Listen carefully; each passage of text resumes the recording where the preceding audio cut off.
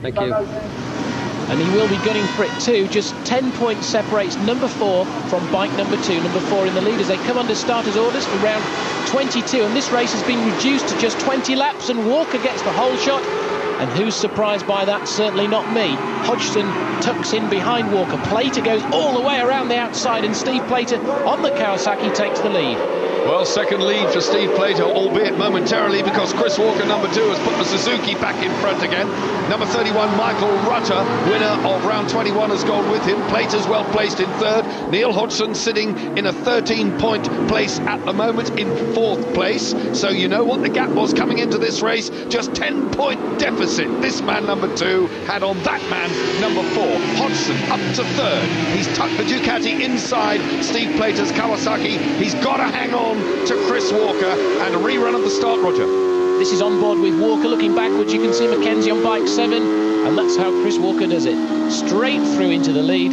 There's Reynolds on bike 3. You can see Shane Burns 16, Rutten number 31, as they're all coming into view in the wake of Chris Walker. And Walker goes past Plater on bike 22. Rutter comes up the inside of Hodgson. It was so hectic into Druids. Well, I'm asking myself, where is number 5 James Hayden this time? Because he's not in the first 4, he's not in the first 6. We're now looking at the rear end of Neil Hodgson. This is John Reynolds on board with Reynolds. There he is, the blue helmet, number 3. Reynolds saw his championship challenge come just a little touch closer because he clawed some points back on the... Oh, that's Hodgson! That is Neil Hodgson! Oh no! Neil Hodgson has gone down. He's done exactly what Chris Walker did in round 21, and he's so desperately trying to get that bike picked up. That was at the bottom of Graham Hill. There's a lot of muck in the fairing there, Roger. Well, this is the view that John Reynolds got of that. You can see they're coming down into Graham Hill. Neil turns the bike into the corner and the front end breaks away. Keep watching for the bike. Front end's just tucking now. Neil didn't have his knee near enough to the tarmac to hold that up, and it would have been a brave order to save that anyway. But in true determined style, he's trying to get the bike going, and those big Ducatis are very, very difficult to bump start, let me tell you. In the pits, they have a special thing to start them that spins the rear wheel, so I don't see him getting the bike going, Barry. Well, the twists and turns of this championship roll on. Chris Walker then leading for Neil Hodgson. Look at the muck and the mud and the grass and all sorts of stuff up on the inside of that Ducati, but it won't fire up. Number 4 Neil Hodgson, championship leader, is out of round 22, so that means he only has 2 races in which to salvage his championship challenge, assuming of course that number 2 Chris Walker stays on, and that's by no means guaranteed that any of them are going to stay on. It's very tricky round here. They will have looked long and hard at the tyre choice. It's a short, sharp dash. A disconsolate Neil Hodgson in the garage. He must be absolutely heartbroken. Oh dear. Well, what a professional. That's his team boss, Colin Ryan. And I've got a lump in my throat because Neil Hodgson said to the man, I am sorry. Of course he didn't mean to throw it away. That's racing, it happens, but it ain't over yet. Chris Walker, followed by Michael Rutter, number 31. John Reynolds in 3rd place. So John Reynolds is fighting back in the twilight of the championship, and he wants to improve on that number 3 place if at all possible. Chris Walker is skating all over the tarmac, Roger. Sensational stuff. Whoa, sensational stuff indeed, because that's David Jeffries down. That looks like it's Druid's corner, but you can see the heavily cut tyres. He's on full wet tyres, so no problem there with tyre choice, but David Jeffries looking perfectly all right. But this man, Chris Walker, doesn't he know how to do it? There's a yellow flag out, so my apologies. That crash was at Paddock Hill Bend. It wasn't at Druids. I saw the yellow flag there, so it was at this corner we've just gone round. But I was just saying about Chris Walker, what a terrier he is. We described him as a terrier at the beginning of the programme. He is tough for his size. You can't shake him off, and he doesn't ever give up.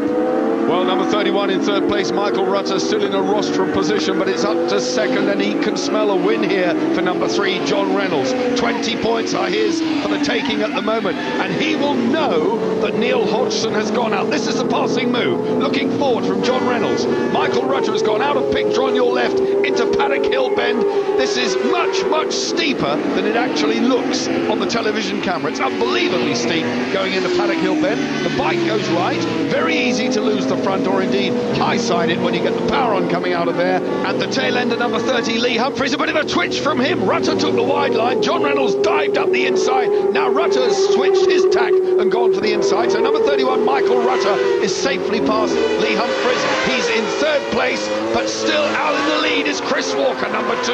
The blue flag on the right of your picture is saying to the tail enders, move over, the fast men are coming through. We do not want to see this race decided on getting tangled up with the back markers, but it's inevitable that that should happen. And in conditions like this, when everyone is focused, so intent on staying on their own piece of tarmac, they don't necessarily know that the fast men are coming. They certainly don't. But the track is now starting to dry, and the track goes through a period where it goes really greasy before it starts to go dry. And in some ways, the track's at its most dangerous now as it's drying. They've got wet tyres. You can see Chris Walker swipe the water off his visor there as he takes not a tear-off, but tries to wipe it with the back of his glove. Now, Ben Atkins there, the team owner of the John Reynolds team, the Rev A team, looking to see where his rider is, and the answer to that is that he's in second place. This is the rear-facing camera of Chris Walker, and you can see the lead that he's now got.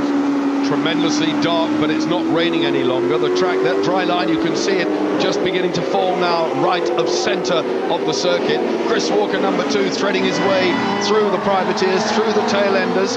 We are now well over 3/4 race distance. He's just got to hang on to the end. Reynolds still in second. No sign, of course, of Neil Hodgson on that caption, because we saw him crash out. He's in the pit garage, and he too now will be taking his turn, watching the television monitor. He'll be doing the maths in his head, and he will know, assuming Chris Walker takes it all the way. That's Gobert! Anthony Gobert, winner of the second half of race 1, has dumped the Yamaha on the grass here. We didn't actually see him lose it. Maybe we'll get a shot of that, but Gobert is out, walking away. The grass is very slippery, of course. Once they go on that, they're in all sorts of trouble. Well, yeah, disappointing not to see him try to pick the bike up, really, but then he maybe thought that was it, and he could see probably something was hanging off it. But it's lap 17 of 20, and Chris Walker in the lead, and who would bet that he won't win this race now? And if he does, then he's going to be 21 points ahead of Neil Hodgson in the lead in the championship.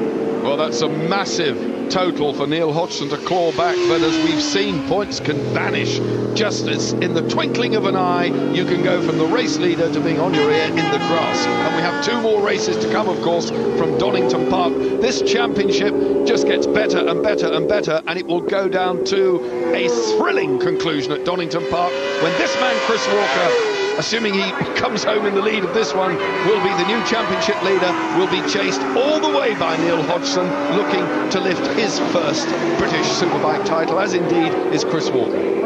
Well, there you have it. The caption at the bottom tells the story. Walker is 4.5 seconds in front, so I can't see anybody clawing back that lead that Walker has. And Rutter's got back ahead of Reynolds, and that's not going to do Reynolds' title hopes any good either. And that's the scenes in the GSE Racing pit with Darrell Healy, team owner, and Colin Wright looking at the monitor and wondering really where it's all gone wrong after such a fabulous qualifying performance from Neil Hodgson.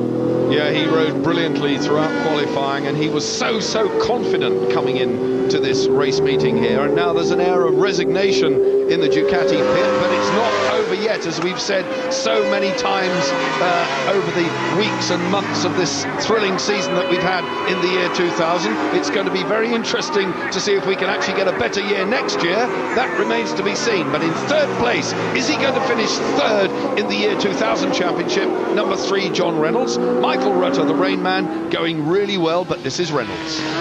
Well, Reynolds there nearly being run off the track by a slower rider again costing him time. And poor old John sometimes seems to be in the wrong place at the wrong time, and that's allowed Michael Rutter, the guy in the red bike there, to get ahead of him. The penultimate lap then for Chris Walker, hunting his way round here. He knows he's got a good cushion, well over 5 seconds now lead he has, so all he's got to do is bring it home. And you can see his nose taped over inside the helmet there. That's to stop the condensation from the rider's breath misting up the visor. So it's very difficult. You get the contrast of temperatures, and the windows steam up under their visor just as they do in your car. On the last lap, you can see it again there, the white tape over the bridge of the nose, deflecting all of his breath downwards and out of the bottom of the helmet and not up inside the Perspex. Dean Ellison, the number 19 SP1, the red bike there. Privateer Dean Ellison rides very well in super stock.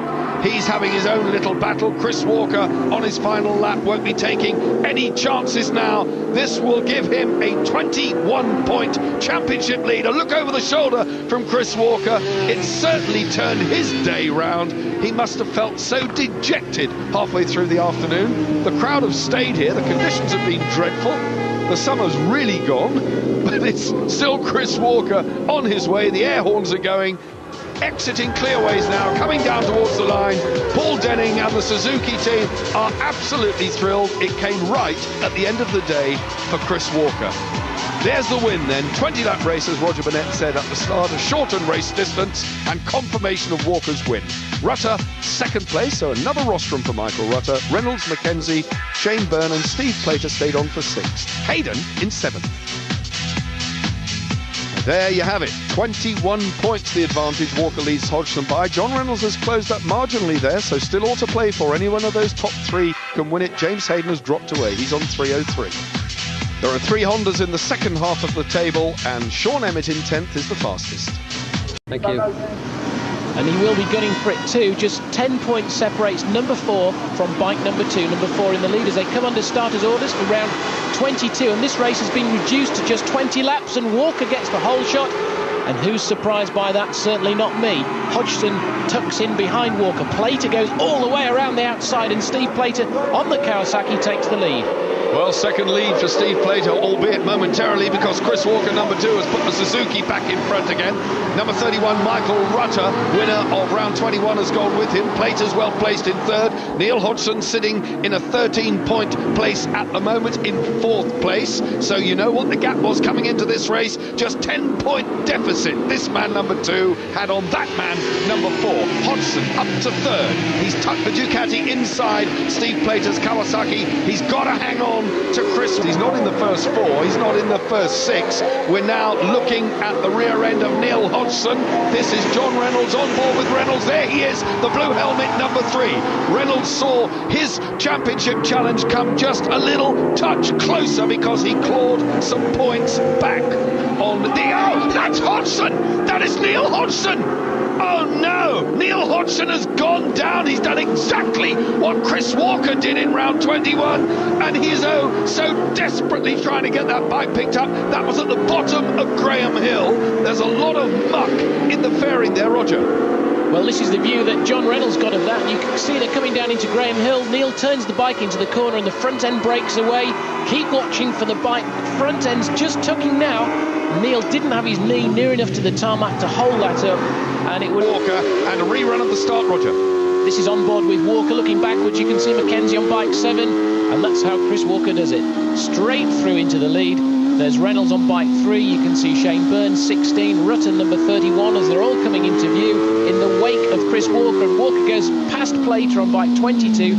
Rutter comes up the inside of Hodgson. It was so hectic into Druids. Well, I'm asking myself, where is number 5 James Hayden this time?